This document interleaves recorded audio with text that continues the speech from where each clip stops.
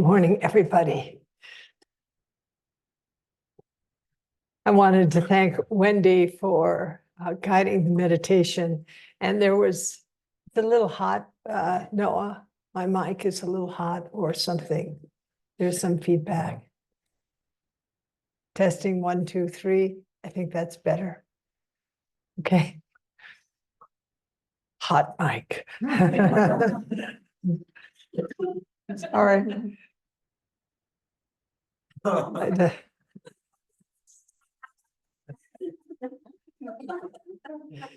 on in and sit down, friends. So I'm really happy we have AC, and we haven't got it quite set up yet, but we have big solar panels on part of the roof. More are coming. We're fundraising thing to have our situation more passively solar. But in anticipation of that, we put in an AC system because with HEPA filters, which was a huge commitment on our part to take care of everybody. It just knowing climate change, what we're all facing, and also the issues around shared illnesses, so to speak. We just did a big shift in planning.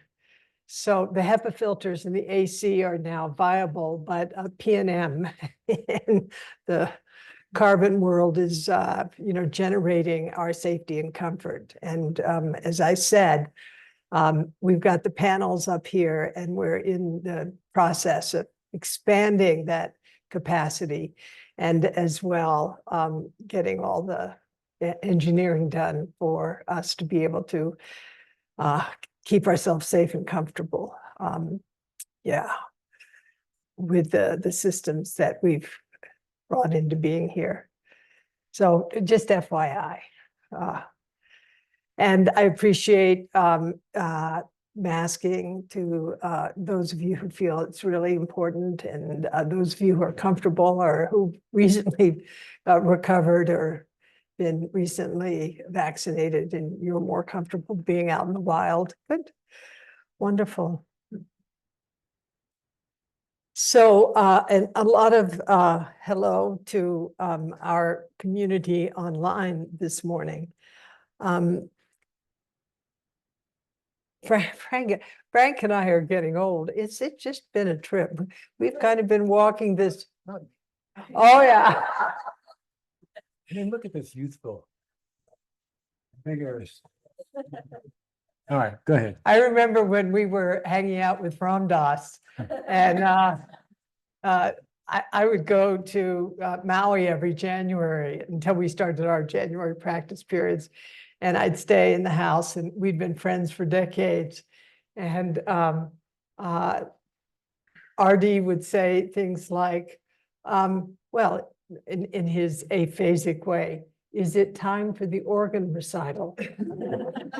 And you know what he meant, this ill, that ill, and so on and so forth. Well, Frank and I actually don't do too much of that, but it is an interesting process to actually have the privilege of living, in my case, to 82, and you're how old, Frank? Come on, fess up. Forgot. You're 73. Yeah, he's a decade my junior. Wow. People are going to accuse me of being a jaguar. Oh. Yeah. Well, no, I wouldn't ruin our friendship, but anyway, nonetheless, it is a privilege to get old. Well, not that many enjoy it, in truth. So many newborns die. So many children have died in wars. So many young people have died of despair by taking their lives. So many middle-aged people have died because disease has found them, or alcohol, another disease, or drugs, another disease, and so forth. And weathering the storms of our society and also of our era, and having the benefit of some kind of competent medicine brought to us, always thinking about the work that we do in the Himalayas, in these high altitude villages which have no access to healthcare. And even an aspirin can save a life, and no aspirin is there. So we might, and I think that particularly in relation to watching the ageism around Biden and the continuing ageism around Trump, no matter what your political bent is, the disrespect of any individual of any age and the challenges of every age, which are often unique to that age, is something that we need to actually consider, and to see how our public media are actually creating something akin to a certain kind of racism that, you know, a lot of us feel very sensitive about, or gender bias, or sexism, and so forth.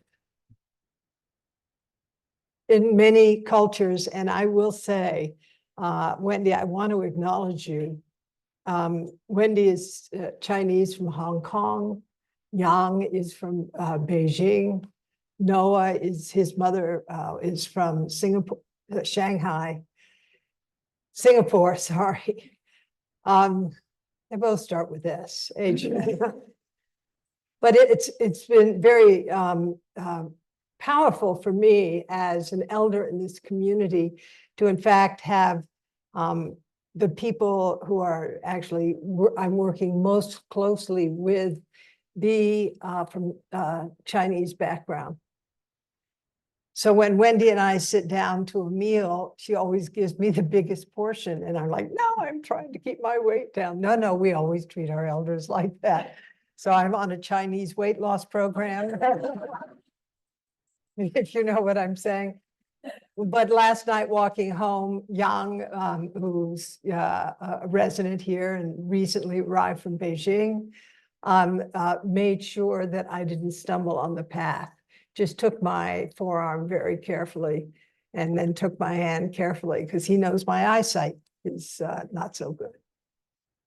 And it's, you know, my job with Yang, and it's mutually arising because of his conditioning, or Wendy's conditioning, or Noah's conditioning, that elders have a life behind them that is important for those who are not in the category of elder to be exposed to learn from.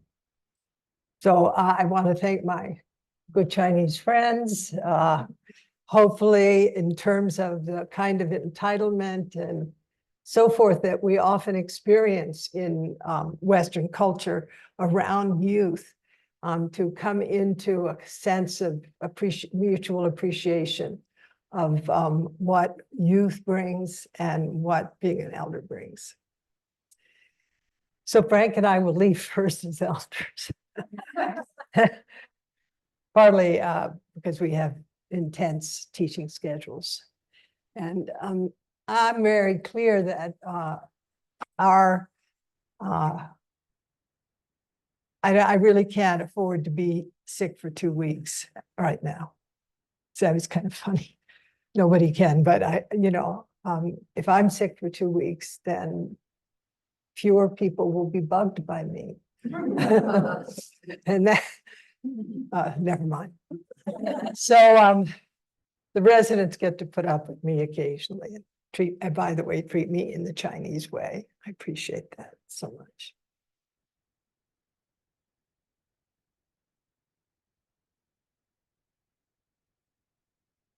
We want to explore this morning a really profound landscape that is emphasized in the Mahayana tradition And often it feels conceptually emphasized.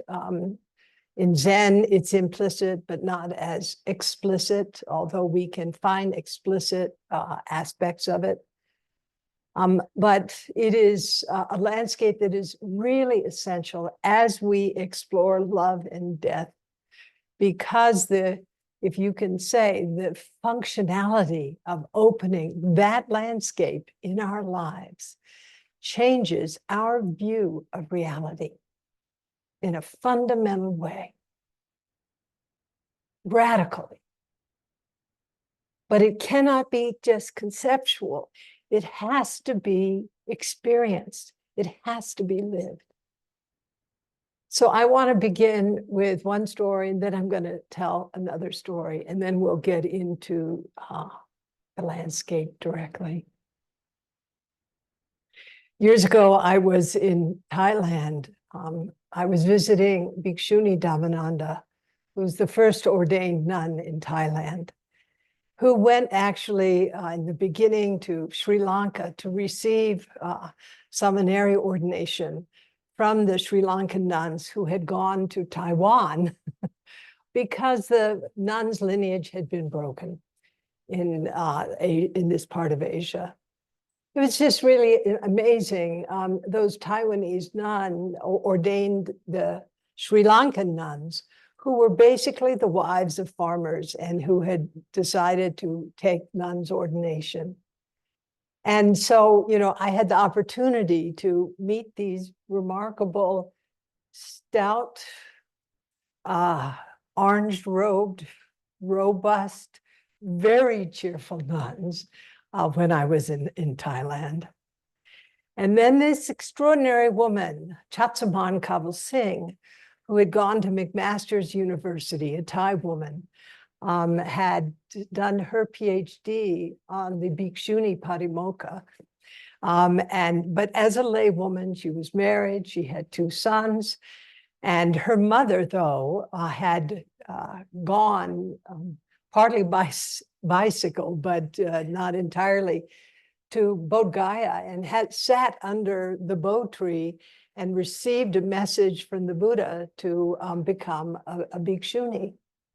Their family was of influence in Thailand, so she came back and she kind of wrangled with the Sangha, the head of the Sangha, the male monk who's head of the whole great Sangha in Thailand. And he sort of grudgingly said, yes, you can kind of robe up. And so she did, started a nunnery of sorts outside of Bangkok. And it was that at this time that I was in this meeting with the Sri Lankan nuns and with then seminary Dhammananda, that Dhammananda invited me to her nunnery. And so I went and we did Bintabat, and I learned a tremendous amount about gender bias and violence in Thailand. I returned to the nunnery, and by the way, behind the Zendo in the garden is a statue, and she took me to a very remarkable temple that was closed also just outside of Bangkok. And she knew the man who had the key, and we went in, and there were small sculptures, but I mean this small, not like huge ones, but considerable, of many of the first nuns of the Buddha in different attire and postures, one chewing betel nut, another lifting in her purse. It blew my mind. I was so completely gobsmacked. Each of those, I've forgotten how many statues there were, but each were just, a complete person unto themselves. So it wasn't like one woman's statue being replicated. The individuality of each one was acknowledged, and it was exquisite. I sat there on that flat Thai cushion before this array or assembly of women who had broken through the gender barrier in at the time of the Buddha to become practicing nuns. And I had tears streaming down my eyes, really. As an academic or an ex-academic, I had experienced so much gender bias as well. And then we decided to create a sculpture or have a, one of the Buddha sculpture places of Mahapajapati. And that's the sculpture you see outside, kind of holding the back of the whole zendo, on the south side of the zendo. And we produced 11 of them. One came here, the rest were distributed in nunneries in Asia.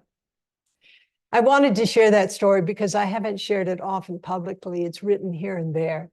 You take for granted, you see the statue and you kind of cruise by. But understand there is a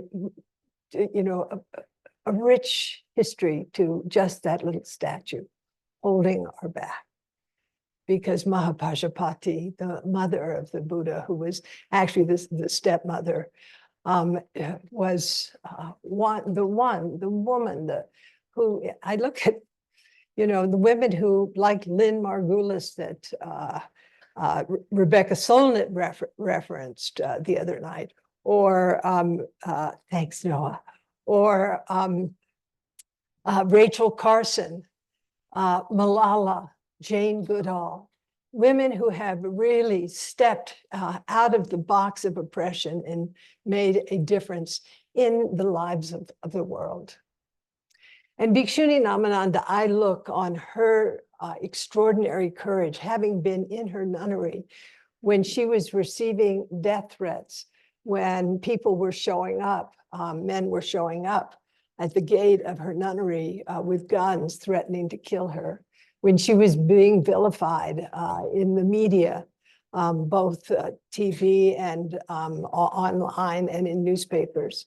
It was just an incredible moment in my life to realize how important it is to understand the suffering that arises not only for those who are the objects, so to speak, of deep bias, but also those who exhibit bias.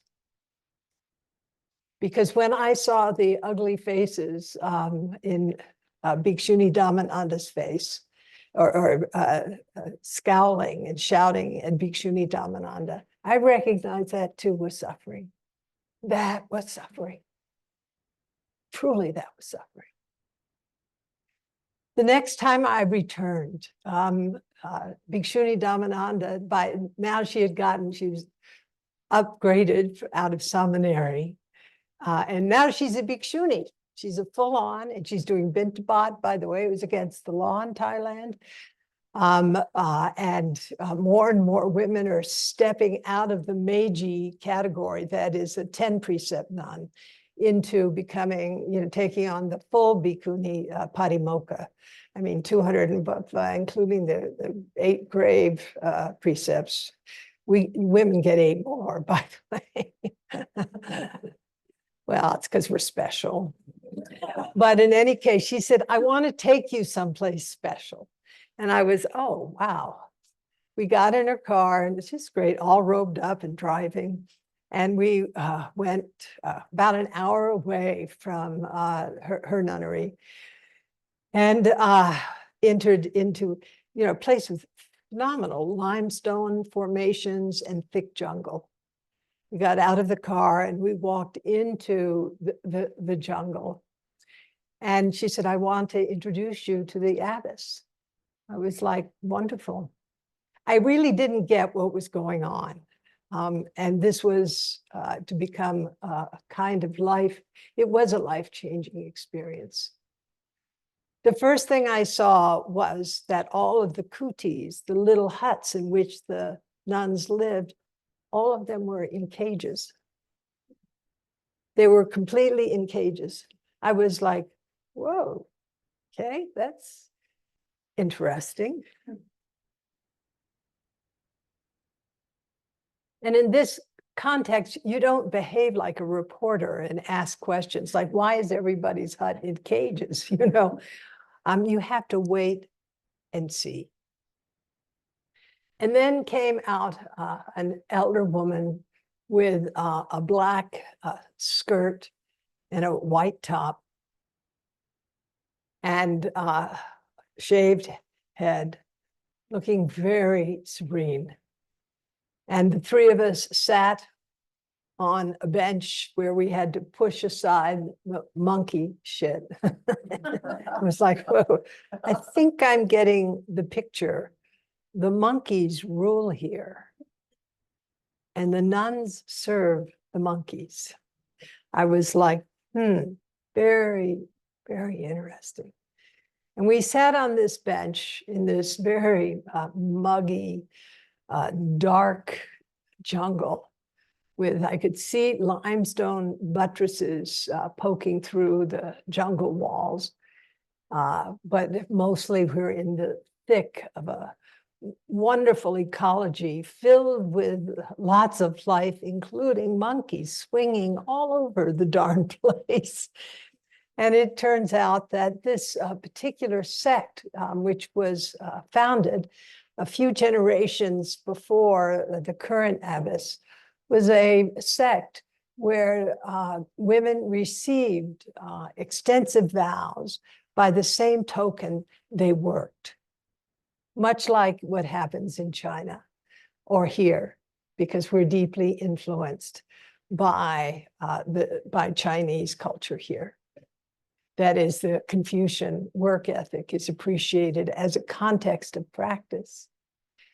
And as we sat and entered into this conversation around socially engaged Buddhism, the values that these women lived by and Bhikshuni Dhammananda lived by, and the conversation deepened into the kind of practices that we do.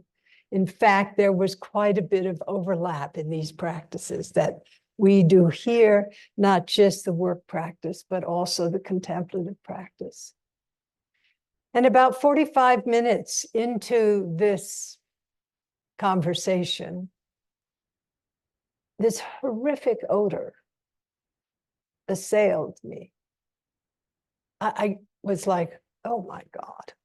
And Bhikshuni Dhammananda and the abbess sat there just continuing in this conversation with me. And I myself was, I'm sort of olfactory sensitive. I was like, oh my goodness, it smells like a rotting corpse. And I looked down, and standing right in front of me was this small primate. And her arms were wrapped around her baby who had died. And she just looked right into me with a look of grief so intense that I gasped.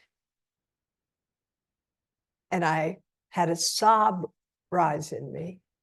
My heart broke completely open.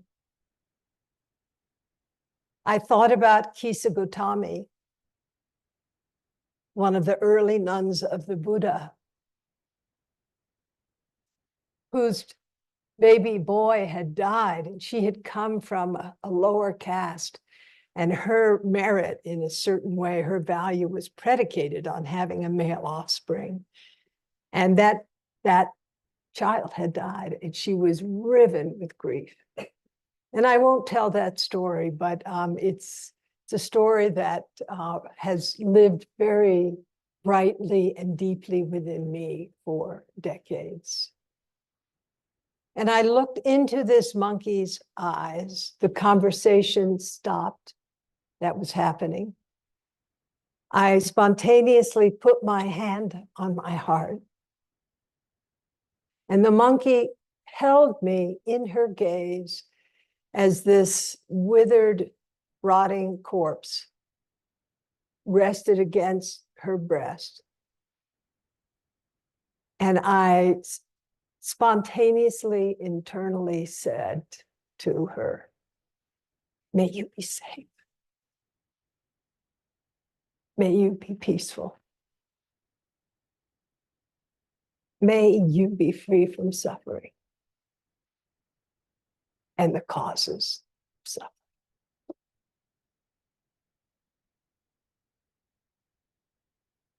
And my eyes indeed were brimming with tears, but the other thing in my eyes was love. And I watched her expression soften. And then I watched, as did Bhikshuni Dhammananda and the abbess watched, as this mother monkey clutching her dead child turned and slowly walked back into the jungle.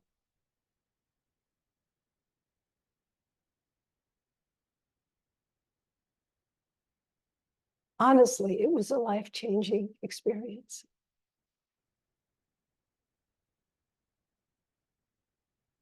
It was so in my senses. It wasn't in my mind. It was in the smell of this dead baby. It was in the feel of the air between us. It was in the gaze she caught me in and I caught her in. It was completely sensory. There was no thought. There was a flash of my heart being completely broken and then broken open. And what flowed out of me, not in anything public, you know what I'm saying? It was in the felt sense, was this complete and unbounded compassion of absolute love. Something I felt so fulfilled in the decay of that moment.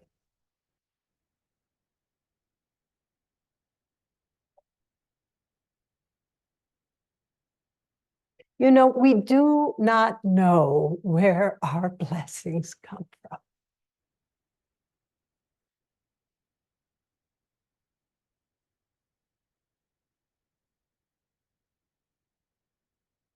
And sometimes the blessings just pass us by because we go here, so to speak, because it's too much for us to actually allow ourselves to experience fully the desolation and beauty of any particular moment or encounter. And I'm remembering the extraordinary book by Dacher Keltner on awe. And his chapter on moral beauty isn't about being a public figure, being morally magnificent, so to speak. In most cases, moral beauty is invisible in the sense of how we evaluate an experience. So I share this story because what spontaneously arose in me was bodhicitta. And this is a Buddhist term. Bodhi is awakened, citta is mind, but actually it refers to this experience of waking up slowly or in a moment where we just, it's an imperative. Our lives are, you just feel this is about ending suffering. It's about meeting suffering deeply in an unfiltered way and committing to ending suffering.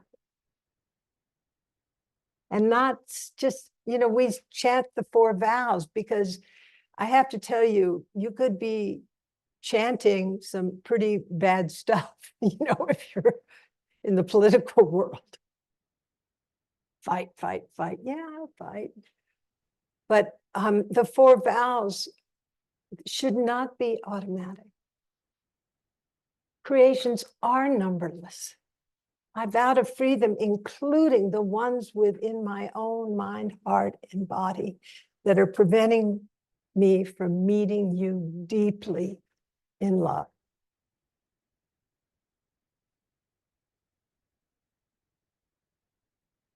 So I'd like to just invite us to take a breath as we sense into how this story rests within our experience.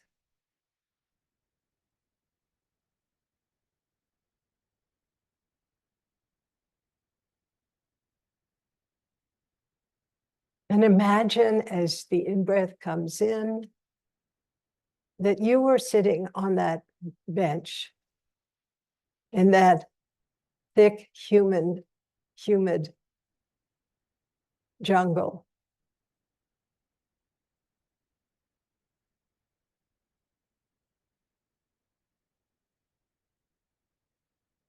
And that your eyes opened and saw,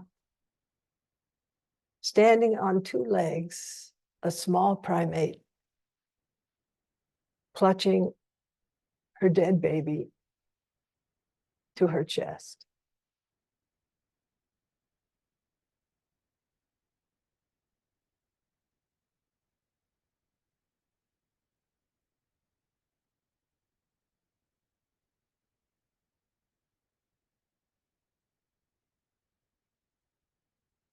And maybe what rolls through you as you attend is a moment of fear,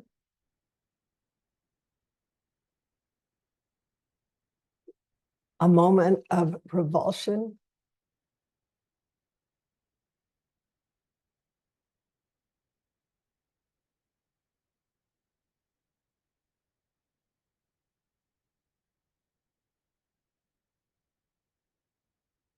and then love.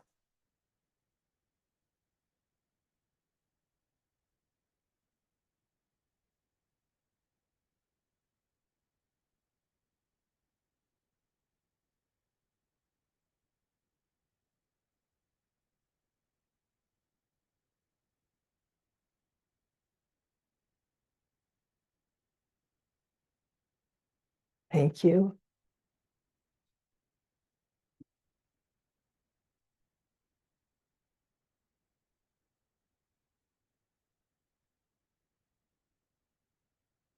So the second story. I think it was the early 90s, I was in Plum Village. Often for a number of years, I went to Plum Village for the big summer retreat. And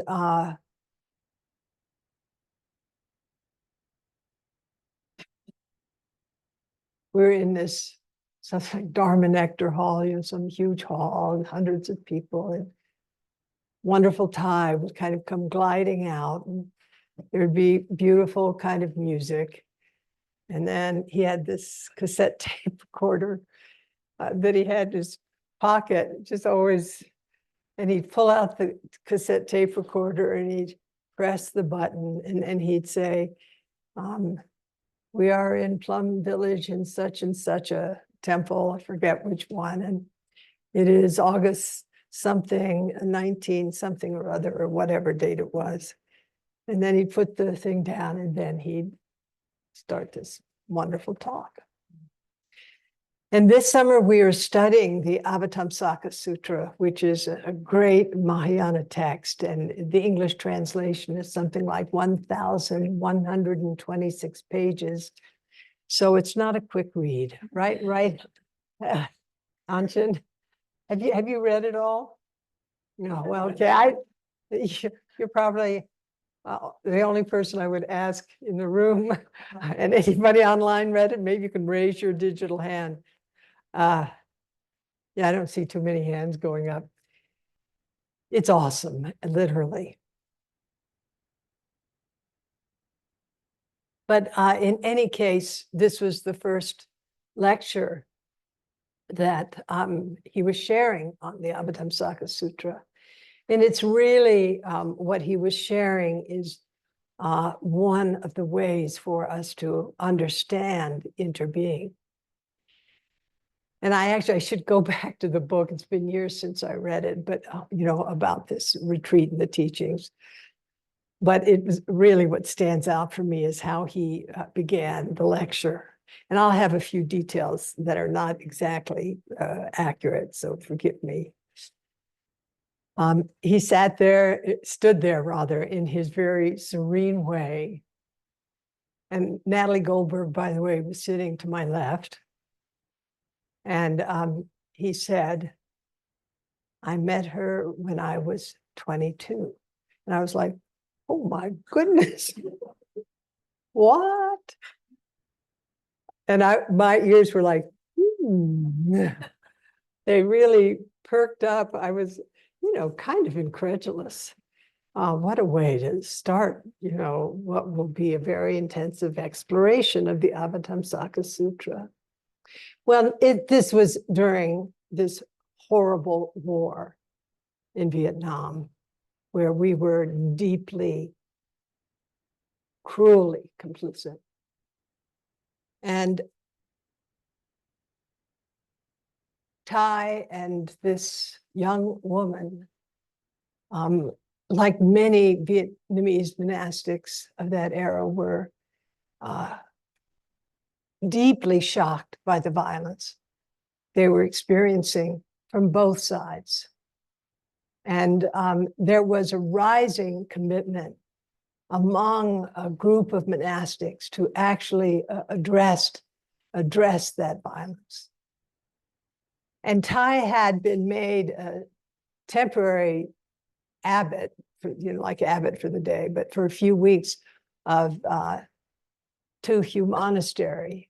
And the nuns have been there at the monastery years ago, live across the road. And the two of them met and began to address the issue of violence and suffering that Vietnam was experiencing in the war between the North and the South, and we just juiced that war for the South. And many principled, caring peoples were trying to reconcile the sides in that war. And of course, the power of even our military did not prevail. For those of us who are older, we know, you might not know. In any case, as their conversation deepened over the days, this was in a way in the connection that the two of them had, where the School for Social Service was born, as Thai and this woman fell in love.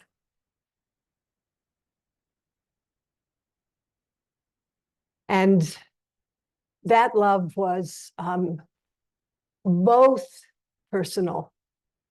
He was a young man, she was a young woman. But it was also coming in relation to the background and the foreground of violence in their nation.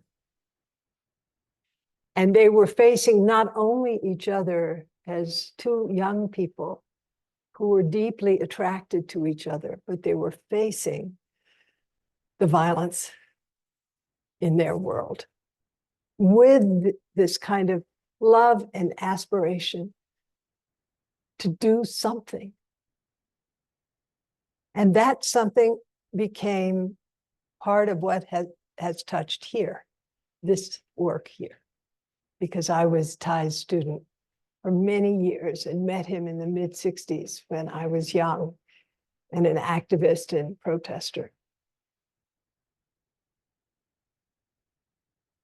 Of course, in the 60s, I didn't know that story.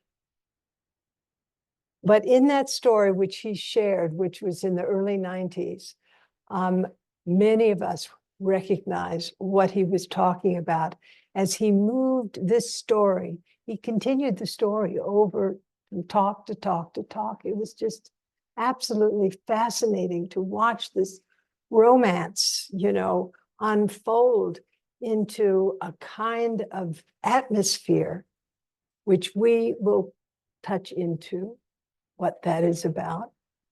An atmosphere that really changed the lives of not thousands, but millions of people. And it was to be that he touched her elbow once. I was kind of curious, you know. I mean, young people, wow. But anyway, and he knew us well enough to give us the detail. I touched her elbow once because we wanted to get the goods. No. But anyway, I was actually relieved he touched her elbow. I was like, come on. And then he introduced hugging meditation in Plum Village. He stopped it because there's some boundary issues, but nonetheless. But, you know, it's like touching a monk and a non-touching. Well, but in any case, for Thai, in a way, that was a story that he was bringing through the Avatamsaka Sutra, which is a sutra that is about Praticca about interconnectedness, interdependence, interpenetration. Summing those three valences into what he describes now as he described then, inventing the word interbeing. We inter-are with every being and thing. And that sensibility, we can arrive at it in a kind of deductive, reductive way, conceptually. But for Thai, what was so clear, and I know this to be true, it has to be in your lived experience. Awakening, Thai calls it direct practice realization. Direct practice realization. To study the sutras and the commentaries, including the modern commentaries, is so profoundly enriching. It is not the thing. It's the map for some. It's maddening for others. But the territory is in our lived experience that is completely context dependent. And Thich Nhat Hanh was so clear about this. Glassman Roshi, so clear about this. And various other teachers that I've worked with over many decades. This is why practice is important. Because it is not necessarily in the temple, the church, the synagogue, the zendo, where awakening will happen. It will happen on a bench in a muggy jungle with the smell of a rotting body taking you by surprise. Where something fundamental shifts in you. Where you break open to this imperative to serve. And I will tell you, though I'm just a pretty darn wild person, that is why Upaya is here. I only wanted to do one thing, and that was to build a place where practice could happen and where the values that I had learned through my mistakes and through the shock of encounters with dying people, I only wanted to do one thing. And that is to create a place where people could awaken in order to benefit others, and a place that benefited others in its attitude and spirit. I think that this is, again, something so secret and modest as a rotting fetus,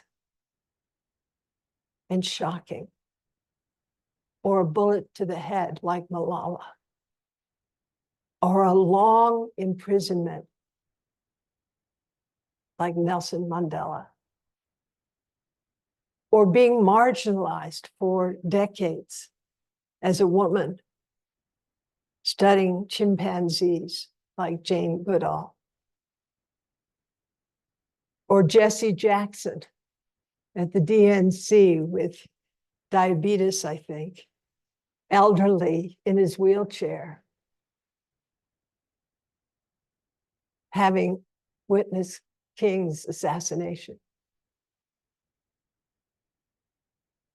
The cultivation of bodhicitta as a lived experience that actually infuses, perfumes, instantiates our background and our marrow.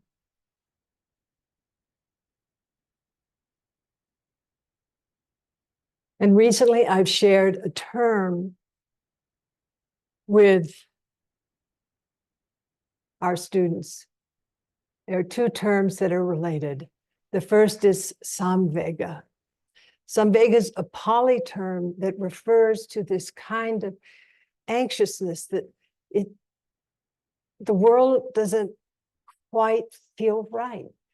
I don't feel right. There's a sense of disjointedness. There's a kind of existential anxiety. What is my path? What is my life really about?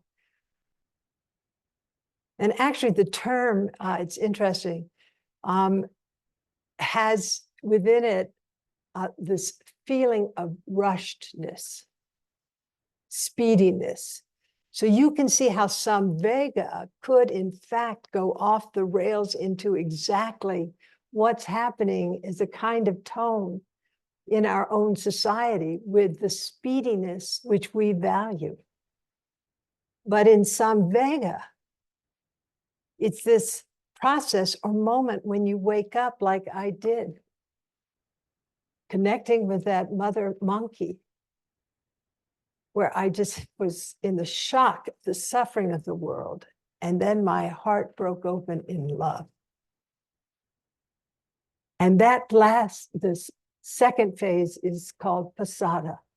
And it's something, I think Sharon Salzberg characterizes this in a certain way as bright faith. It's like, you know, when I discovered Buddhism in the mid-60s as a morally outraged activist and saw Thich Nhat Hanh and heard his words, I was in the midst of samvega to the max, but pasada opened up. I was like, there is a path. And that path is not about my self-improvement program. It's not about fame or riches. It's a kind of moral imperative that drives you to actually meet the world courageously to the extent that you are able, with an attitude that is characterized by some sense of unprescribed, non-transactional generosity. Pasada. It's turning toward the Dharma, if you will, turning toward practice. It's staying the course. It's not abandoning the way. It's understanding the downstream effects of how you are in the world. Might not become visible for millennia or decades, but you show up aligned. You stay the course because there's nothing else to do unless you want to demoralize yourself and as well others.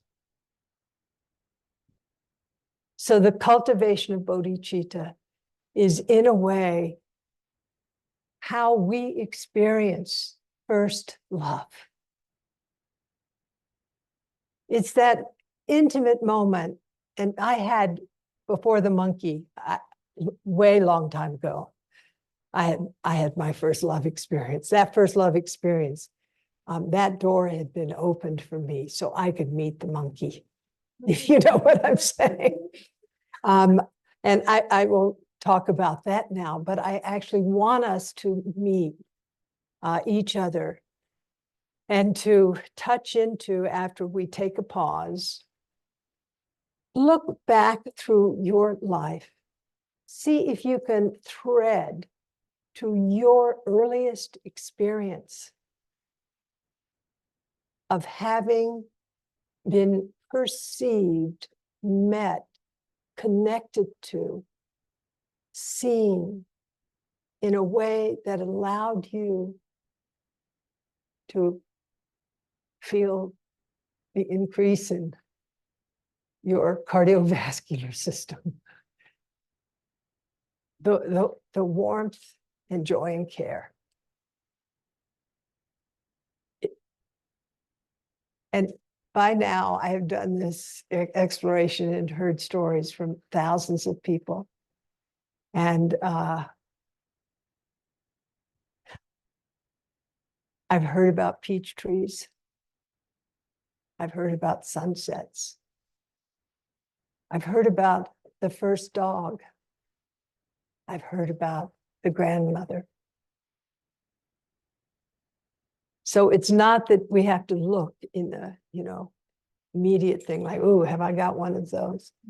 It can be subtle, that moment of beauty, the taste that turns you around, that opens up the path in your life where pasada is actualized, where bright faith is actualized to the best of your ability.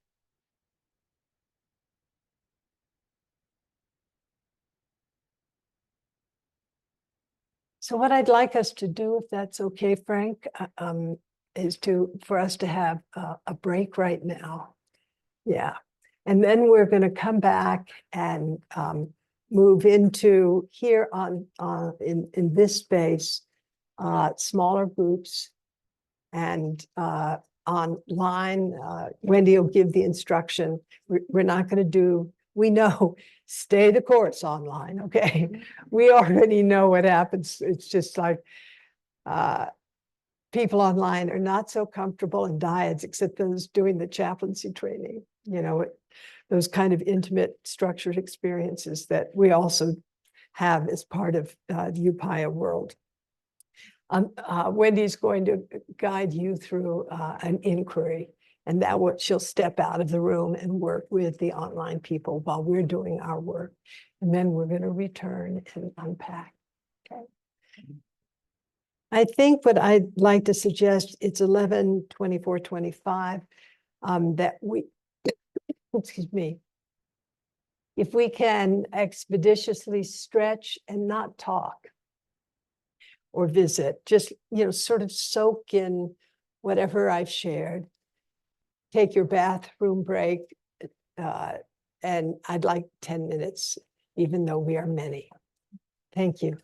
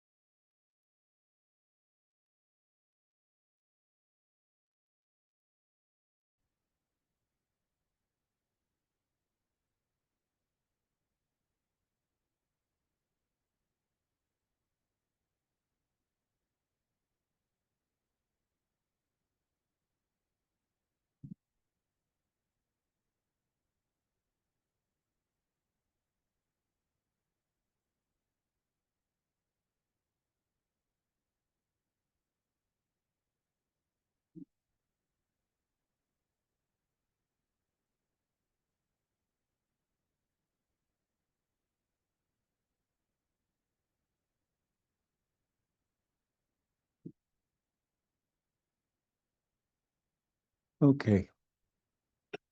Thank you for coming back. So I'd like to describe a little brief exercise that we'd like to try. And here in the room, we'll get into groups of maybe 3 people. Yeah? You could just do it with the people next to you and turn your chairs if you wish. so you can see one another, or your esophagus, as the case may be. And actually, why don't you do that now? So we won't have the chaos. Just turn, find two other people here in the room, find other people. People online, you can just stay as you are. Don't get into a big conversation, just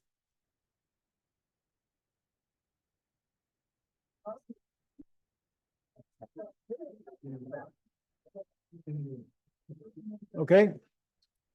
All right, that's good. Don't get lost in too much social exchange. Just find a couple of people to sit with.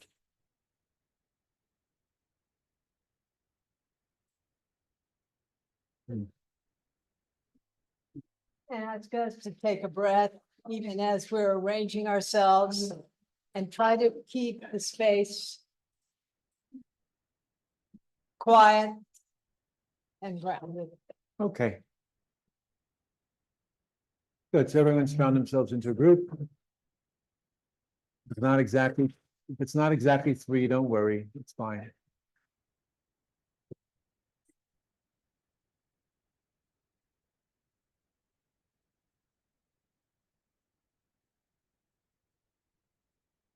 Well, Roshi told this very beautiful story about Thich Nhat Hanh's experience of first love. Sometimes I think we don't realize that our teachers have experiences like this. Yeah. Thich Nhat Hanh actually wrote a book, small book, just title I can't remember, a very thin little book in which he describes this experience. And one of the things I remember from that description that he wrote is that at making this contact with this nun, they both began to speak, but he began to speak about everything, his worries about the world, his practice, etc. And he said they talked for hours. In fact, he talked so long that his throat got hoarse. She listened most all the time. And so she got up from her place and went back to her room and brought him back these little package of cough drops for his hoarse throat. And he remembered, as in the retelling of it, he remembered the cough drops, the brand of the cough drops, the detail of the logo that was on the box, the detail of that experience. Yeah? He said if the abbot had given him those cough drops, he might not have remembered those things. But there was something so personal and intimate about this. It was part of the recognition of love. So I'm curious, maybe you can reflect and think, what was your first experience of love? Just let yourself settle in for a second. Don't just think about it. To know this experience, you have to sense into it. It's probably a body memory more than it's a cognitive memory. What was this first experience of love? And it's useful to reflect on this because our first experience of love shapes our other experiences of love, conditions the way we live our lives, actually. So think about that. Think about it or reflect on it. Sense the details, like he remembers cough drops. What do you remember about this first experience of love? You know?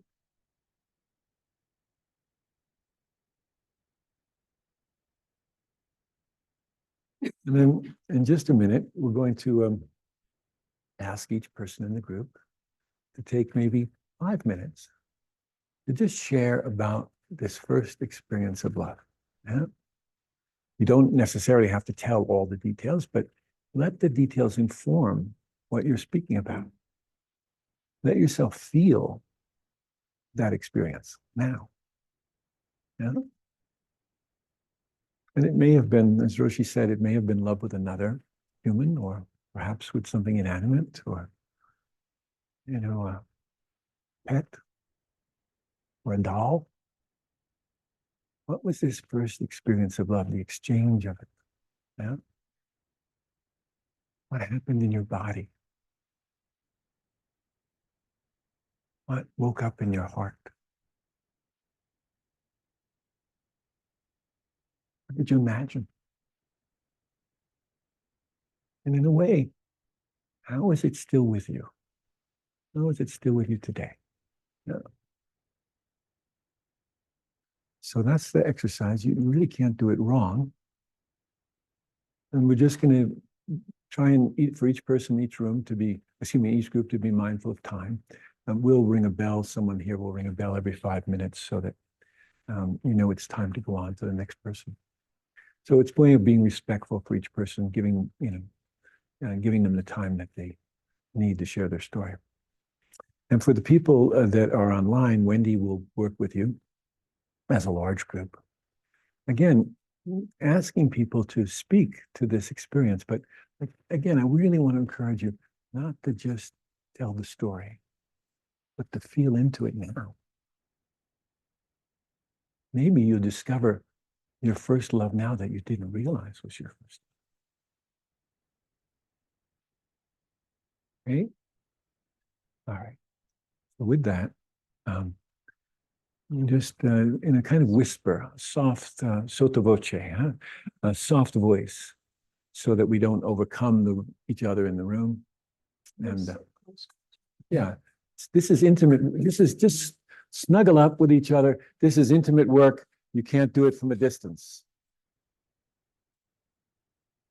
Yeah, just, if you would, just stay where you are. It's fine where you are.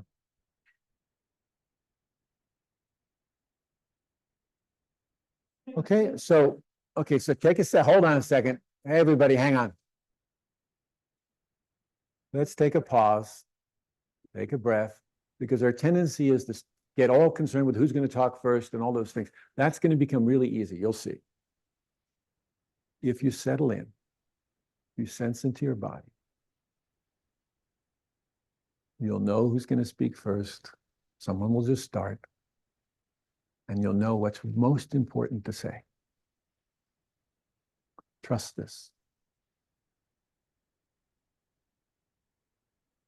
One of the residents is going to ring the bell every 5 minutes. Okay? All right, now just trust, and you'll see who needs to speak first. In a whisper. Intimate work. You can't do it from a distance. Okay.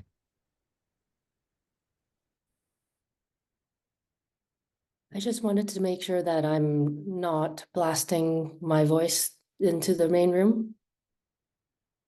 No.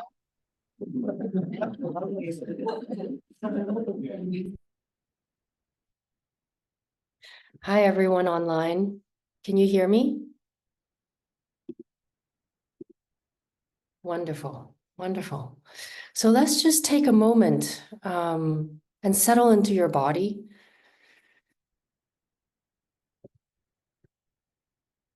And recall the memory of your first love. Doesn't have to be a person, doesn't have to be a typical experience of love. Maybe something will come up for you that you don't expect.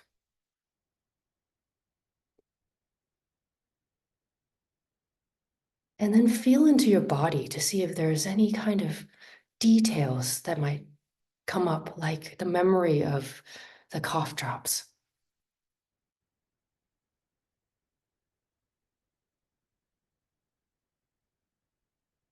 See if you can go into that detail and let yourself feel it in this moment as an embodied memory.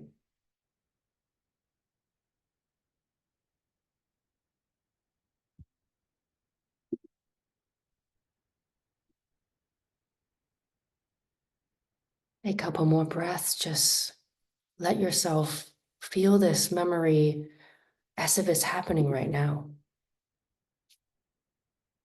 Something that had changed you, a memory of love that has changed how you see the world.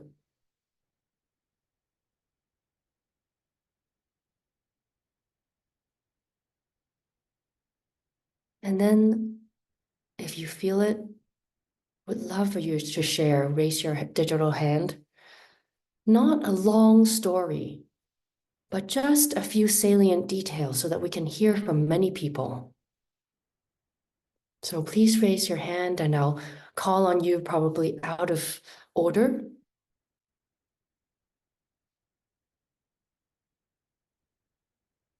Wonderful. And I will unmute you. Maxime, you're unmuted. I have a handful of experiences, warmth, laughter, curiosity, presence, and interest. Wonderful. Thank you. Mark, Prima Vesi? Yeah, I unmuted you. Go ahead. Oh, thank you. I'm remembering when I was 10, 11, being called out of school, out of class, to go into the field where the beehives were, to watch in case they swarmed on a wonderful, warm May day. That really made me love the earth at that time. Thank you. Thank you. Let's all take a breath. Bonnie, I'm unmuting you. I remember being about 6 or 7 years old, and I had a bedroom upstairs. I ran up the stairs to the landing, turned right, and there was just a small window there.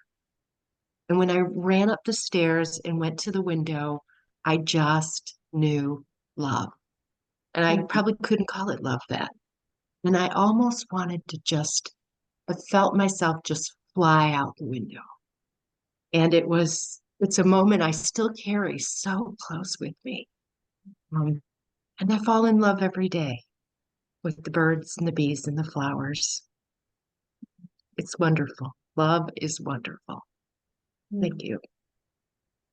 Thank you. And I can almost feel myself fly out the window with you. Thank you. Come on. Let's see. Noella, I unmuted you. Hello.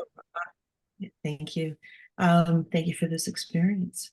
The first huge memory of love was with my first dog to myself. I was raised in a very large family, and there was always lots of love around, but this was the first thing that was my own. I just remember my heart expounding, like Grinch, 3 sizes larger and feeling so protective. And then the next time that happened in such a magnificent way was the birth of my son, who you have the pleasure of being with every day, Adrian.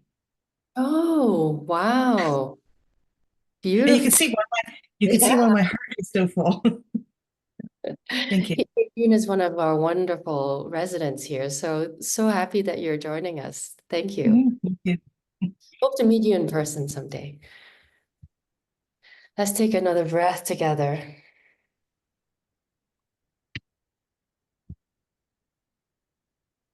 Charlie. Thank you, Wendy. For me, it's that really, really rare good friend that sees you, that can be anything and can do no wrong because there's just so much love in the air between you. Do you have a specific example? I do. And it's a woman who's been a friend of mine for 50 years or so. And no matter how long it is that we haven't talked to each other, there is no distance between us. And who she is and who I am and what we've gone through is irrelevant to the moment that we actually spend together. Thank you. Beautiful. Shusei? Thank you very much. Thank you, Wendy, and thank all of you. I'm 67, and in the middle portion of my life, I had a very complex and argumentative relationship with my father. So now, as I'm recalling a first memory of love, or the experience of love, is that when I was about 7 or 8, I fell down the stairs in our family home. And what I can really remember from that is that my father had laid me on the couch and had put my head in his lap and was very gently just stroking me and letting me calm down. I wasn't hurt, but I was just so shocked by the whole experience of falling down these stairs that really I have that memory in context of looking back on my life at times when the relationship was so fraught. So it is significant. That memory is significant for that reason. Thank you. Mm, thank you.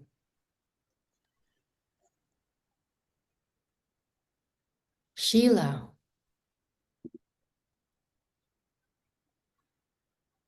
I had an experience for a while when I was 6, probably 5 and 6. I lived on a farm, and there was a place that my parents created, a little shed, where I would take care of the piglets that were little runts in the litter.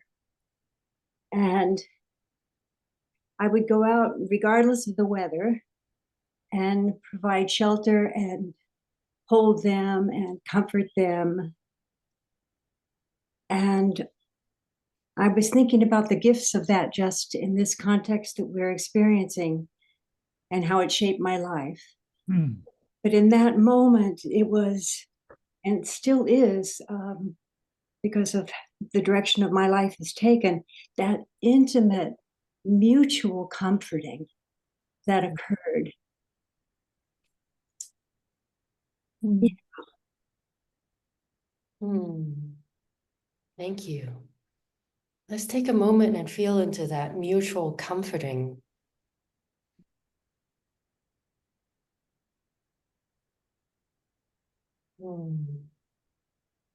Thank you.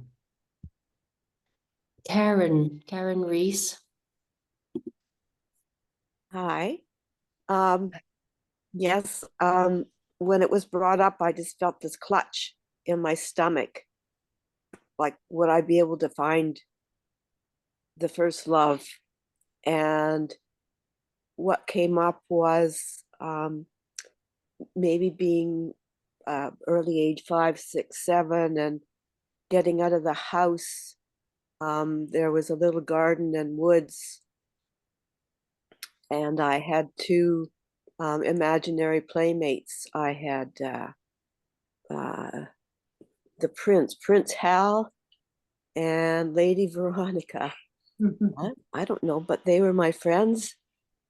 And I had safety. I was surrounded by greenery and space, and I loved it. I felt safe, and it was the greenery, the life, and the expansionness. It was just so expansive. So anyways, thank you. That is so true for many of us. The nature is our first love, which I actually didn't experience until much later because I grew up in cities all my life. But yeah, thank you. Yeah, thanks.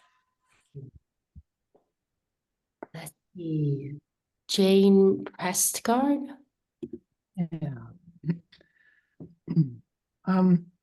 So for me, in thinking way back, again, I was a young girl, probably 5 or 6 or something, and my family would go to church on Sunday mornings.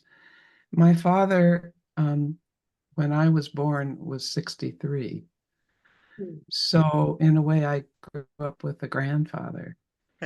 And I remember sitting in the pew, snuggled up against him. And he, I think he had smoked a pipe, so he's not in the church, but I remember the smell of the pipe on him that to me smelled so good. And he wore a tweed jacket. And I remember just rubbing up and cozying into that and feeling absolutely loved unconditionally and safe and accepted totally as to who I am. And to hold that experience throughout my life has been such a guiding force and treasure for me. So that's what I remember from my first memory that way. I can smell the pipe and the and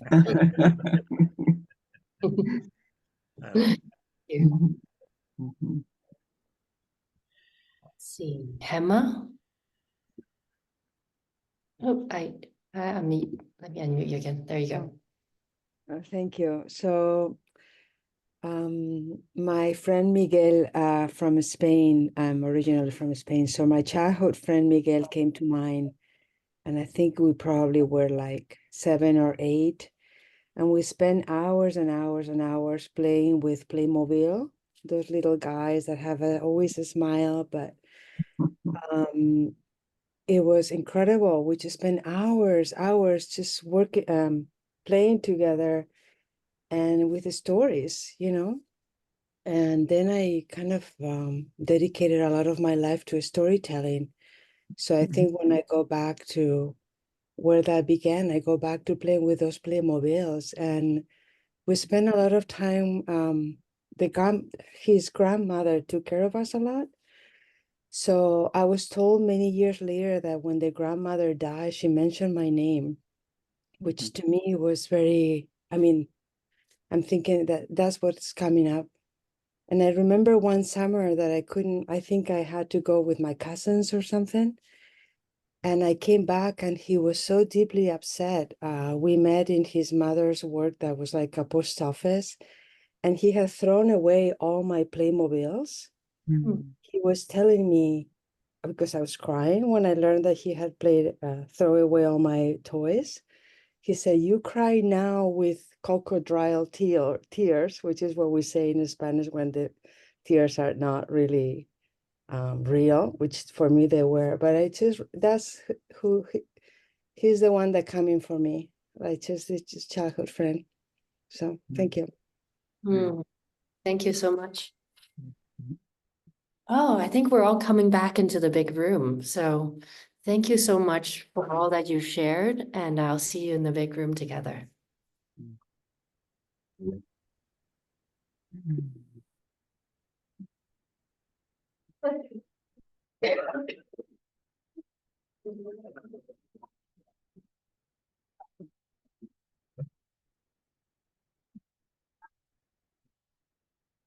So I hope all of you had an opportunity to share at least a little of your experience of first love. But what is most important now is to take some breaths and see where you are now. See how what you're sensing, feeling, and observing now about your experience, having just shared with your colleagues, the other participants. What's it like? What's it like to have given rise to this story, to give it some air? What's the impact on you now?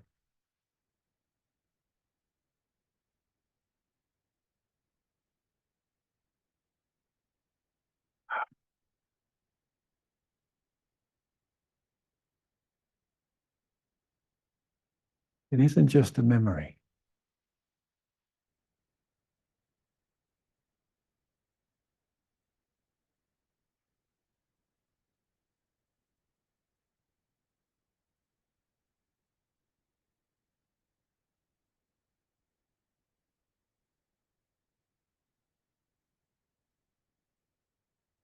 As I mentioned, our first love shapes our relationship to all the other loves in our life.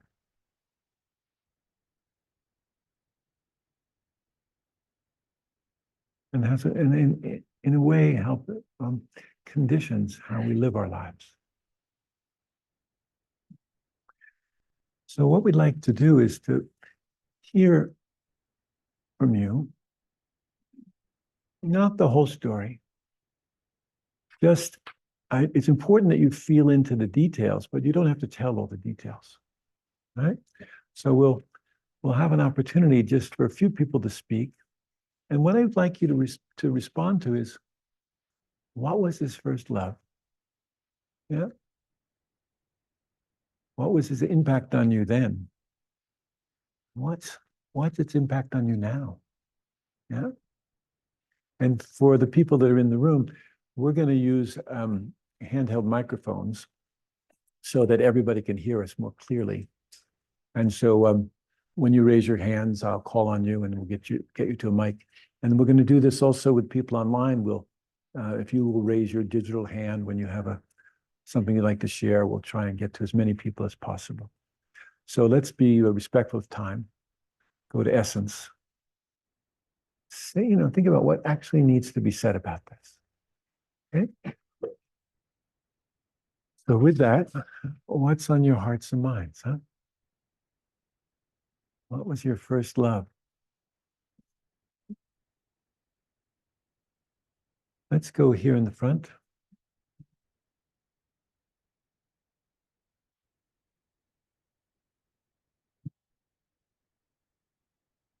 Hi. My first love, this memory came back to me when in a deep meditation journey, and it was of being born and arriving into the bright light and being placed on my mother's warm chest and feeling the warmth of her body and her heartbeat and feeling the gaze of her love completely bathe me. It's this portal of unconditional love that was a symbol of the great mother, great unconditional love. So right now, tell me your first name. Lumi. Lumi. So right now, as you share that story with all of us, thank you, first of all.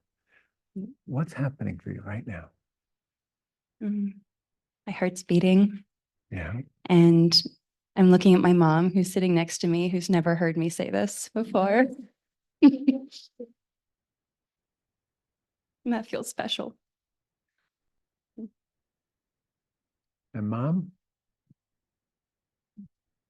I was telling my group that when that first thought that came to my heart and mind was the birth of my daughter. Just an incredible amount of awe and joy and wonderment. Okay. Thank you.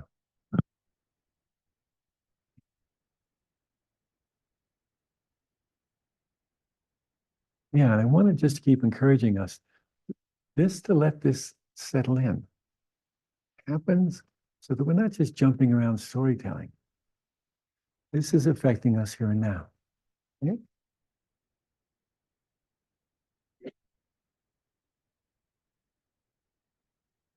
Let's go to one of the people online. Is it Mariana? Yes.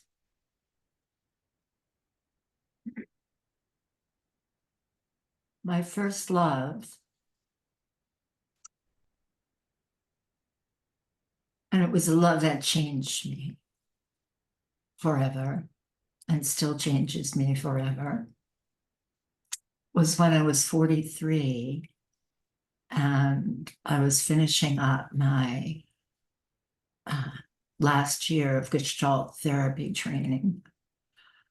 And I was going to the final workshop and I come out and the room opened. The elevator opened into the room. And there was this man eating this juicy pear. And he asked me, would you like a bite of my pear? And I said, no.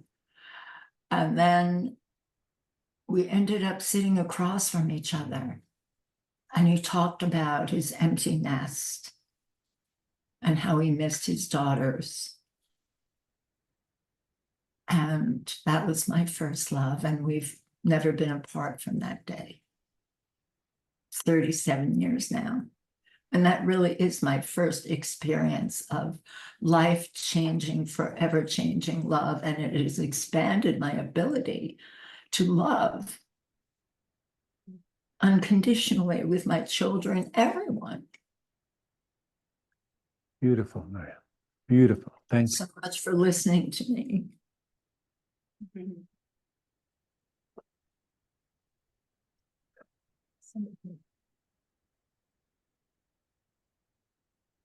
This woman with the mask around her chin. Yeah, yeah. What's your first name as well? Suzanne.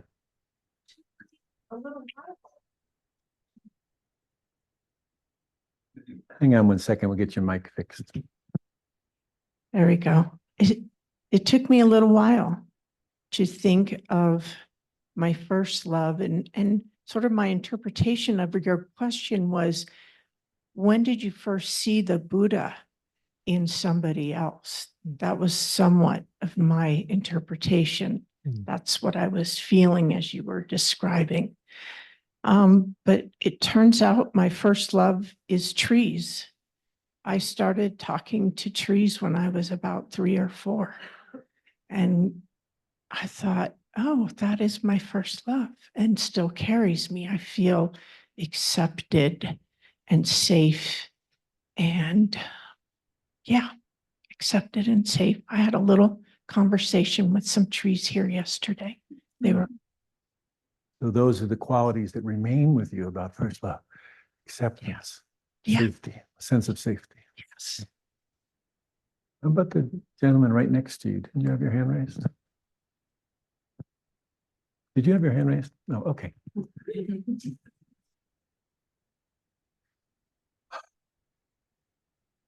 Wendy, do we have someone online that would?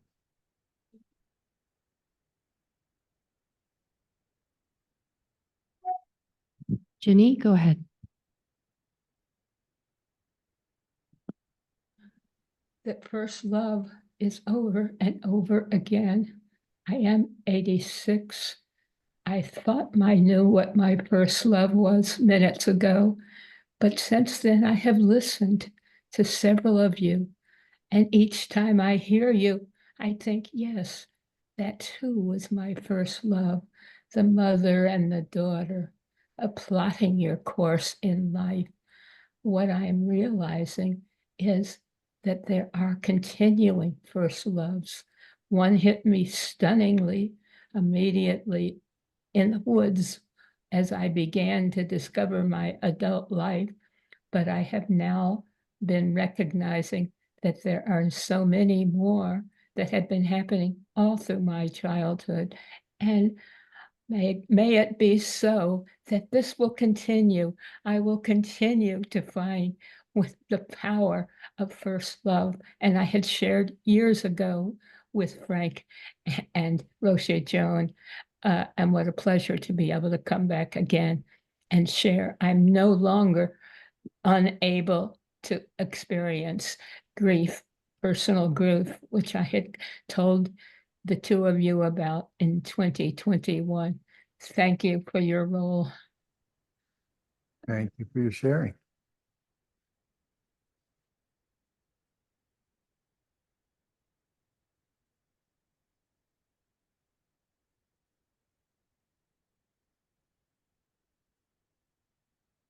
I think when we're sharing these things, that's why I want us to keep pausing, because, so we don't run over, not just that person, but the impact that their words are having on us now.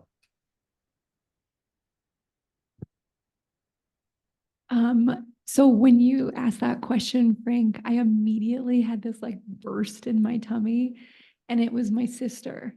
It's the birth of my sister, and she's 9 years younger than me. Her name is Jessica. I feel emotional thinking about her. Just let's stay with that. Yeah. Don't talk over it. Okay. Just stay with that for a second.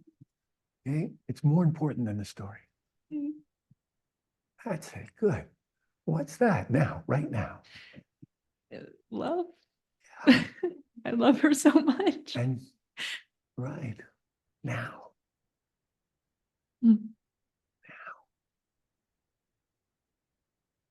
How is it to love her now? It's so beautiful. We were separated for probably over 20 years and reconnected within the last like 3. And so it was like this love when she was born and then poof, disappeared and then it came back. And like I have never felt so seen by like any other human being. Beautiful. Beautiful. Thank you for staying here with it. Mhm. Okay. All right.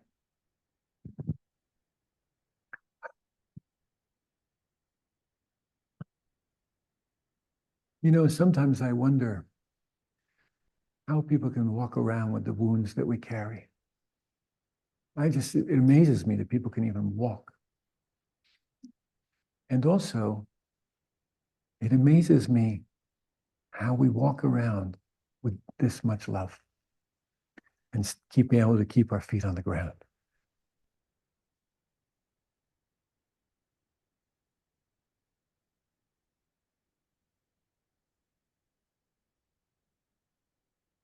Wendy, do you have someone? Yeah, Pamela? Oh, my first love, I think, happened to when oh, am I muted? You're fine. Well, no, it's just going to turn down the volume in the room. Oh, I see. My first love was the bookmobile. I went to a small elementary school, and from grades 1 through 6, no kindergarten. And I fell in love with books, but we had no library. But every 2 weeks, the bookmobile came, which created such an excitement and joy in me. And and along with other children, we'd run out to the bookmobile, and I had to bring back my other books, return them. And I carefully selected 4 more. And the books they loved me too in teaching me things. And what I felt, I felt because of my happiness, I was able to be more loving and I hope thoughtful at the age of 9 or 10. Beautiful. Yeah. Thank you. Thank you. The bookmobile, I love it.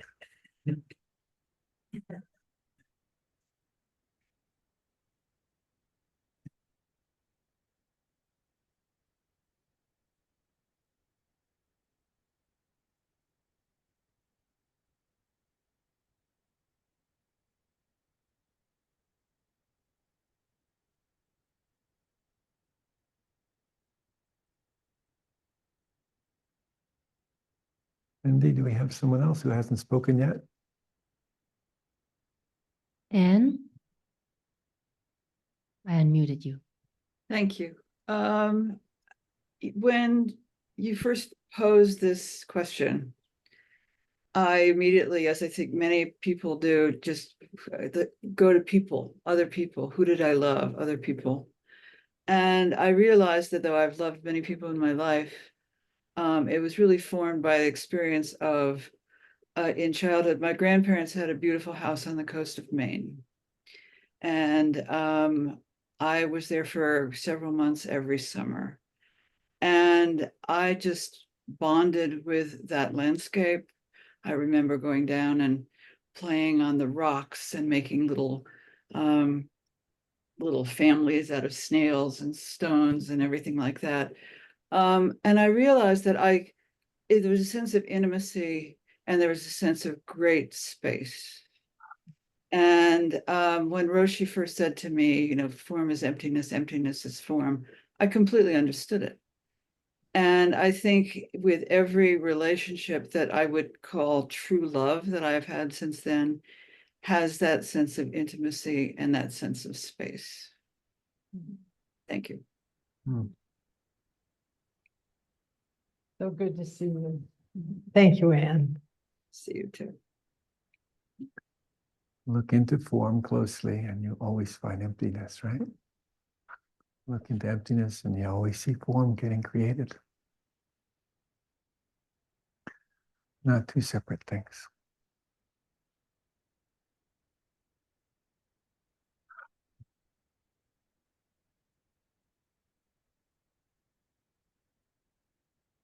Yes, Mhm. please.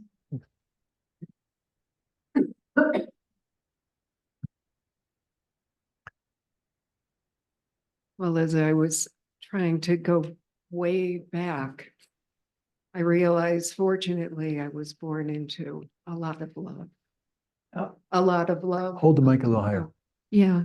Can you hear? Yeah. That I was fortunate to be born into a family with a lot of love. When I was a year and a half, my father unfortunately had a psychotic break, and I didn't know that ever really in my life. He was not able to live with us anymore, so he really left. And it wasn't until after my mother's death, when I was 35, that I got to meet him and tracked him down and found another family that was very loving and embracing, and it was lovely. And so after having met him, I called him one time when it was Thanksgiving and wanted to wish him a happy Thanksgiving. And when I heard his voice on the phone, I just felt this wash of warmth and love. And, it was so visceral that this man had been really important and loving in my life for the year and a half that I was able to be with him. And it was a lovely connection.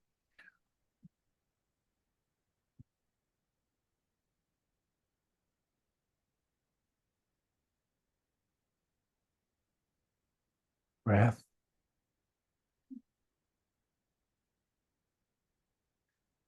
Yeah, many there.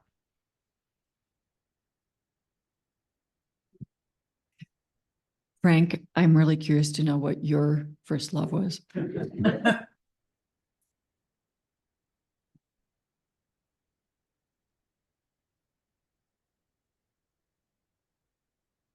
Probably the face of my mother, since that's the first face of God we know.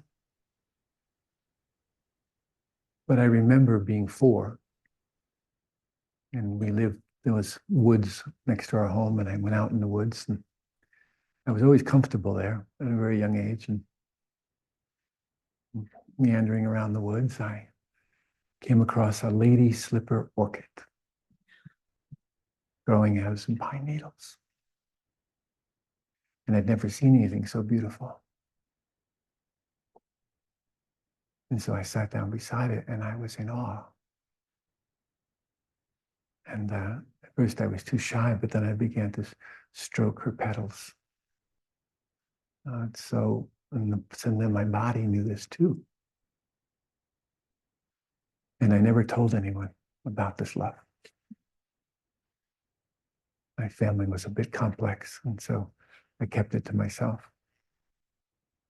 But every day I would visit. And as I would visit, I saw that the stem was beginning to bend toward the ground again. And so I got a forked stick to hold it up. Yeah. And then, of course, one day I came and it had really fallen to the ground. And so I buried it in pine needles. And so my first love was also my first death. First experience of death. And I remember going back and visiting the spot, and visiting her. And of course, when the spring came, this green shoot began to come out. It was a little taller, and out of the green shoot came another, or the same, lady slipper orchid.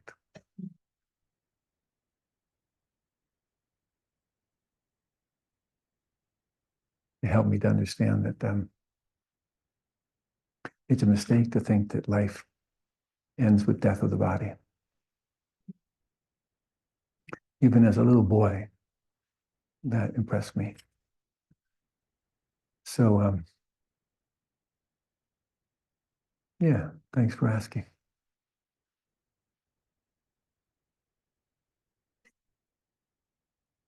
I still love lady slipper orchids.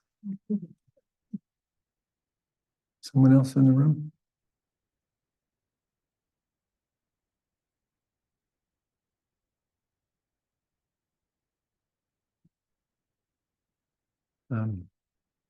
Maybe online, Wendy, is there someone that might like to speak? Mary, I'm unmuting you. So again, going to essence as much as you're able. Feel the details, remember the details, but tell us, you don't have to tell us all those details in order to know, to speak to your first love. Okay, Mary. Okay, I assume I'm unmuted. Thank you for telling about lady slippers. I grew up in Indiana and we had lady slippers in our woods. Love them. So beautiful. But my first love would probably have to be in the hospital. I was born with a birth defect and my first surgery was when I was 2, and my mother was always there for me. So when I came out of surgery, I would see my mother. And I had many surgeries as a child, and my mom was my rock. And that's one reason why I'm taking this workshop, because not only the love, but my mom is in hospice care right now. So she's not going to live much longer. So thank you. All right, Mary, thank you. Wendy, someone else? Melinda? Hi. What came to mind when you asked the question was when I was about 8 years old and I had this pet cat, and oh, I wanted a cat so bad. So when we got him, I was so excited. But I just had this memory of holding him on my lap and just this warmth swelling up inside of me. And no, he was just this little friend that was accepting and always there. What was your kitty's name? He went through a few different names, but he ended up as Charlie. One of them was Charlie, huh? Charlie. That was what he ended up with. So I'm curious, like right now, as you just remember Charlie. Mm-hmm. I mean, you know, there's all the various things you might have done with Charlie over the years, but so imagine for a minute, just Charlie on your lap. You can put your hand on it. Can you feel that? Mm-hmm. Yeah, what's it like? Soft and warm and cozy. Mm-hmm. Yeah. I remember how he would purr. Yeah. All the vibrations. Yeah. Did Charlie need anything from Not a lot. Not a lot. you? Yeah. Yeah.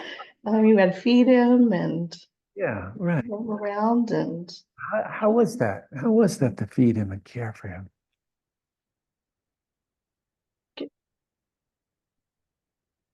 nice to be able to, give something back to him.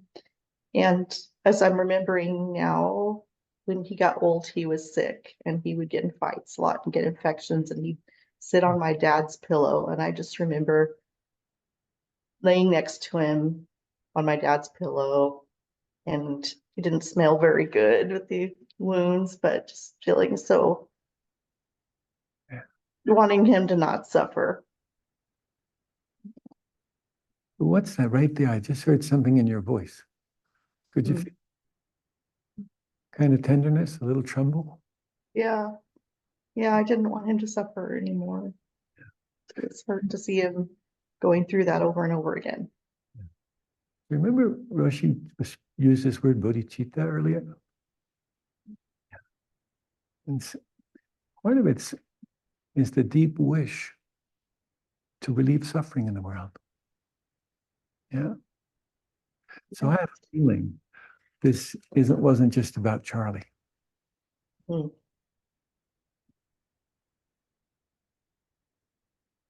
Mm. How is it when you do that for yourself?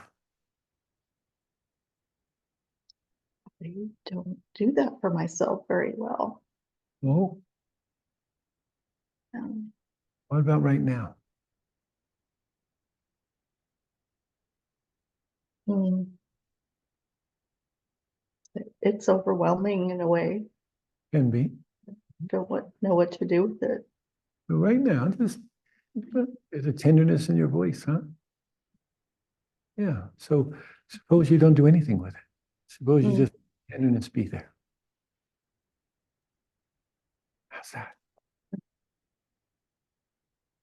Feels good and like I'm being cared for. Oh. Yeah. I think you know how to do that. You learned that at a very young age.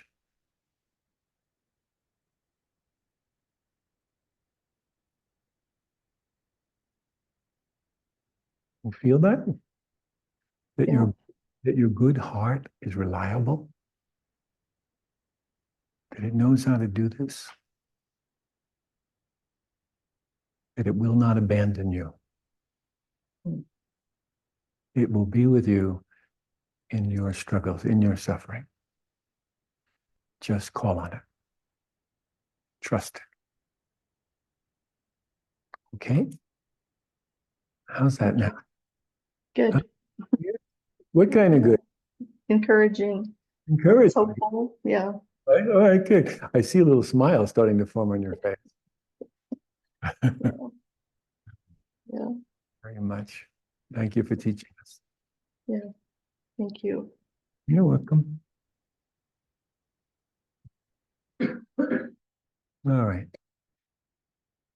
So,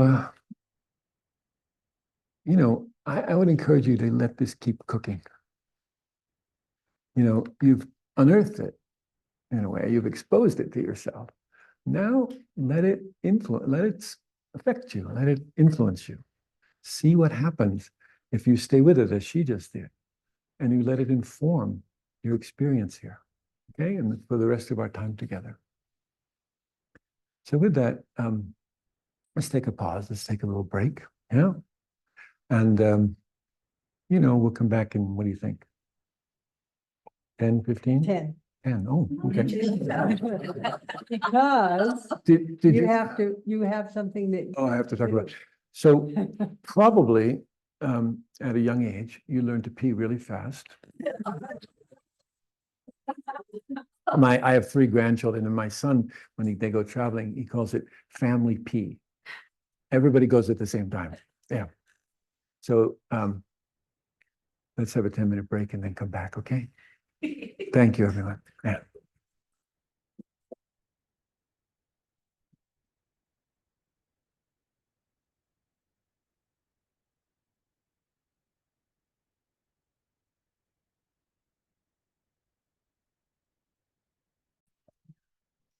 It's a wonderful.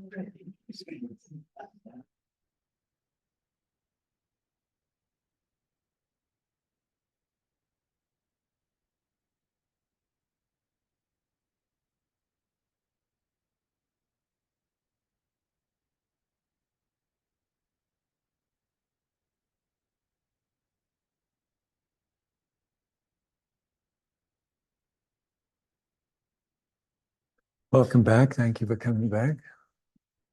I mean that sincerely. Thank you for coming back. I mean, when you go out the door, I get a little nervous.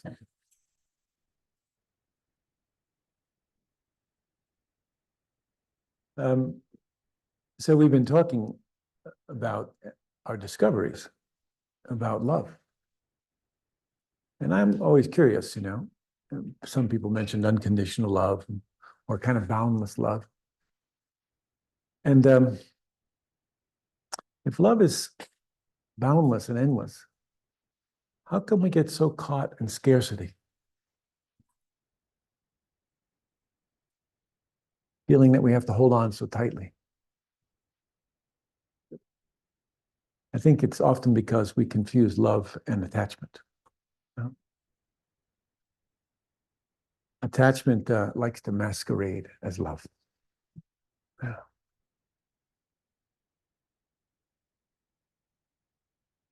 It says, I'll love you if you give me what I need. Love is focused on generosity. Attachment's obsessed with getting its needs met. Love is an expression, we could say, of our most essential nature. Attachment, usually an expression of our personality. Love can engender a certain kind of faithfulness in us. It's abiding faith that Roshi was speaking of a while ago. We can align ourselves with our deepest values and purpose.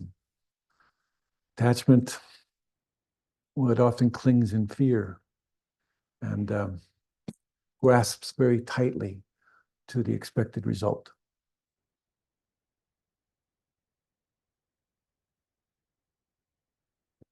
You can feel this as I speak. Well, they're not just words.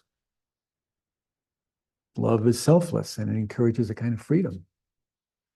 Attachment, often more self-centered, engendering a kind of possessiveness. Attachment leaves scars. Love inclines us toward gratitude.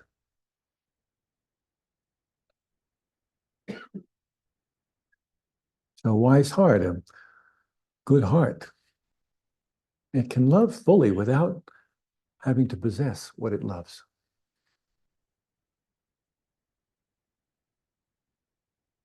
And understanding something about attachment, I think, liberates the heart from the habit of orienting just toward our preferences.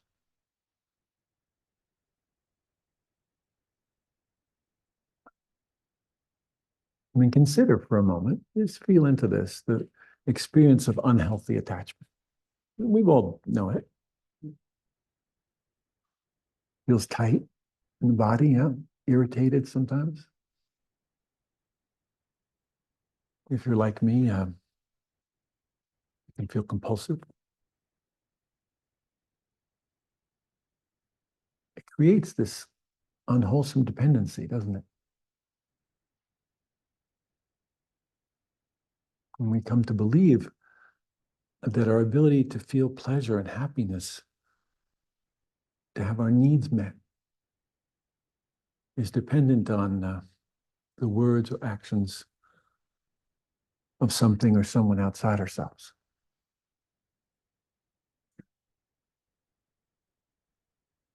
But love, I say love isn't a gated community. You know, everything and everyone is welcome. I mean, you can love someone even if you don't agree with them, even if you don't like their habits. I remember when I was married, my wife loved me very much. But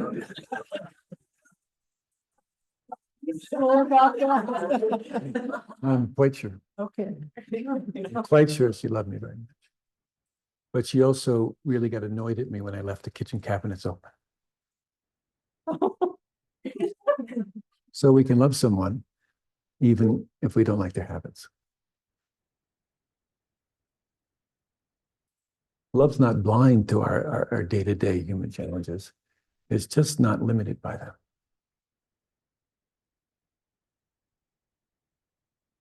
So there's just a little addition I want to make here. We've been talking about love, and mostly we've been speaking about love of other, love of ourselves, love of inanimate objects, you know, bookmobiles. Beautiful. But I think one aspect of love that's really important in our Dharma practice is sincerity. And especially, I think, the sincere wanting to know the truth for its own sake. Loving the truth for its own sake. And this is so even if some of the content that gets discovered in that pursuit of truth isn't to our liking. So when the truth becomes what we most want, what we most value, what we most appreciate, it makes our hearts happy. And I think this is not just a matter of ethical sincerity rather. It's not just about telling the truth. Yeah. To me, it's an attitude that's almost devotional, that is a state of heart. You know, we want something, when we want something for its own sake, when we truly love something or someone, then we want to appreciate them just as they are.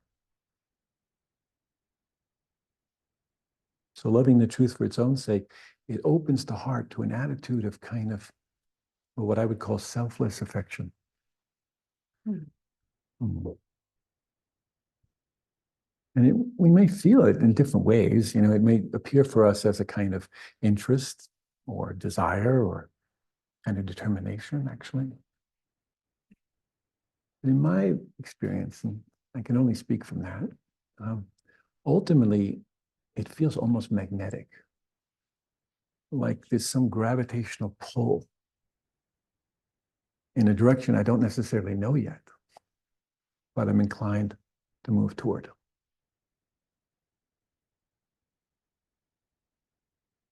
And so when we love the truth, we want to be closer to it. We want to be intimate with it. With the naked truth, yeah? And this heart's love of truth, it's not just something that Buddhism's got the corner market on, you know? It's not a belief, it's not an ideal. In fact, I think those things can really hinder our discovery of truth. It's an impulse that moves from the very depth of our being. And it's recognized, at least for me, as a kind of motivation in the heart. It's not what we think or deliberate about or assess and then decide that it's good for us, you know. That's not the truth I'm speaking about. The truth is not utilitarian. That's not what inspires us on the journey. I don't think we can just approach our practice, our Dharma practice, from a mental perspective. It's why I'm always encouraging you to sense the body, to feel the heart. Yeah. And here I'm not only just speaking about the emotional heart, I'm speaking about our wise hearts. I think our practice has to come from an appreciative place, from a giving place, from a selfless place, ultimately. In my opinion, meditation practice that doesn't include love as a motivation is being done for the wrong reasons.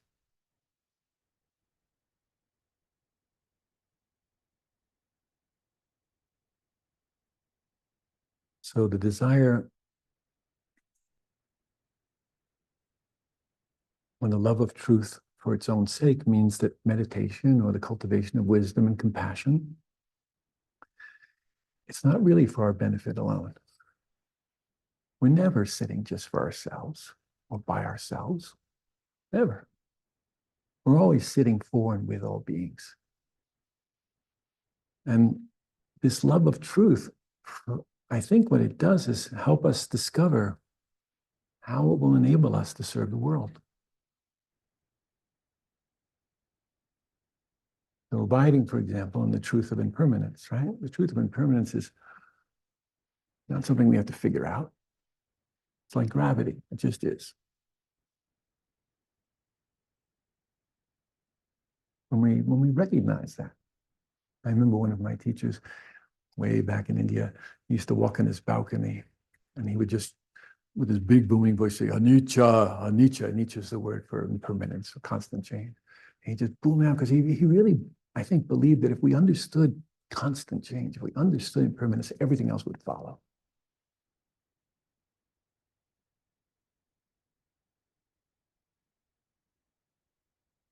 Love's possible without forming unhealthy attachments. There's an old Buddhist story, Tibetan Buddhist story about a family whose love was a model for everybody in the village, you know. And they lived in harmony with each other and with the people in the village. And one day their oldest son died. And the people in the village, they came to the home to console the family, who clearly must be in bereavement. But actually, they discovered a family that was not in mourning. Not in the way we normally think about it anyway. And the family explained that to the villagers that the secret of their love for each other and their harmony was that they understood that one day they would part. And that when this would happen was uncertain, but the truth that it would happen was clear. And they lived this way. Now the time had finally arrived and they were prepared. You know, for me, there's a challenge in these teaching stories like this, you know, because it's not a demand for some kind of flawless action on our parts. It's not an idealized way to meet death. I don't think that's helpful. I think such stories really are about the challenge us to rethink the way we live currently in our life, not just about what happens when someone dies. They help us to consider how we want to lead our lives now. So here's a question for you. Knowing that death will come to everything and to all that is dear to you, how do you want to care for them now in your life? Not in some somber way, oh my God, you know, I feel guilty, I've got to take care of them. I just mean out of the love, like we were talking about the kitten, that you learned somewhere in your life, or you're still learning about, discovering. Knowing that the people you love will one day die, that the things that you love will be lost. Yeah? How do you want to care for those things now? I think love breeds love. Yeah? Love breeds love.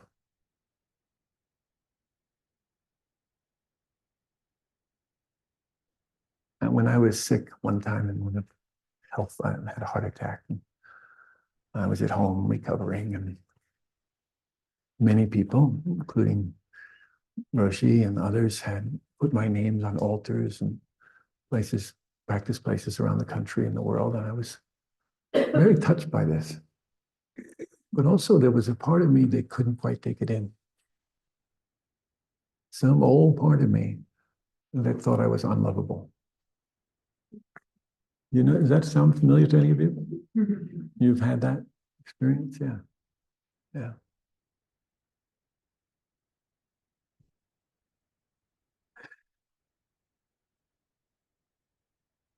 And caring for people that are sick or wounded, just love them. You know, love them until they can love themselves again. That's what worked for me.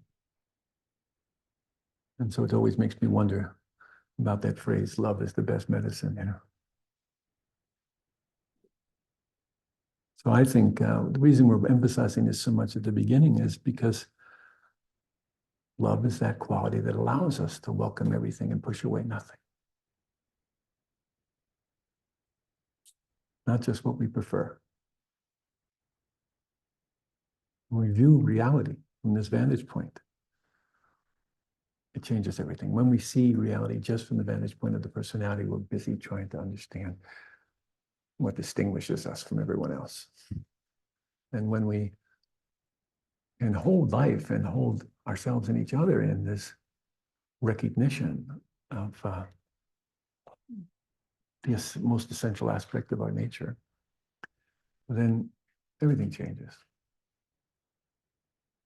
You know, we were talking about Ram Dass earlier, and I loved him, and we were dear friends. And I remember he and I would get into arguments sometimes. He'd say, everything is love, Frank. Everything is love. And I say, well, it's just too simplistic for me. You know, like, you know, our essential nature, it includes our brilliancy and our compassion and our sense of discovery. And I went on, you know, as I had a tendency to do with him. And he would say, can you separate love from any one of those? So we're emphasizing this now, and because it's what will enable us to take a deeper dive into what frightens us the most. When we're accompanied by that love, then we can hold hands in a way with each other, and we can greet what frightens us and meet it with some degree of openness. And with that, I just want us to stop and to let all this sink in, let this sink. I mean, really feel it in our bodies, sense it in our bodies, and feel it in our hearts. Watch what your mind does now. We're going to go and have our lunch in just a second. And just keep paying attention.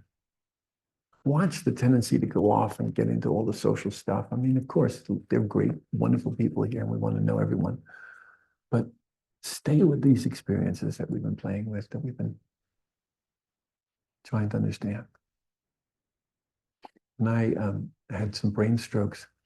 Everybody wrote to me and said, I hope your recovery is going well. And I sometimes wrote back and said, I'm not so interested in recovery. I'm really interested in discovery. Yeah. So may I suggest to you that you give yourself to discovery. And to do that, it means landing in your body, landing in your heart. Okay? Thank you all very much.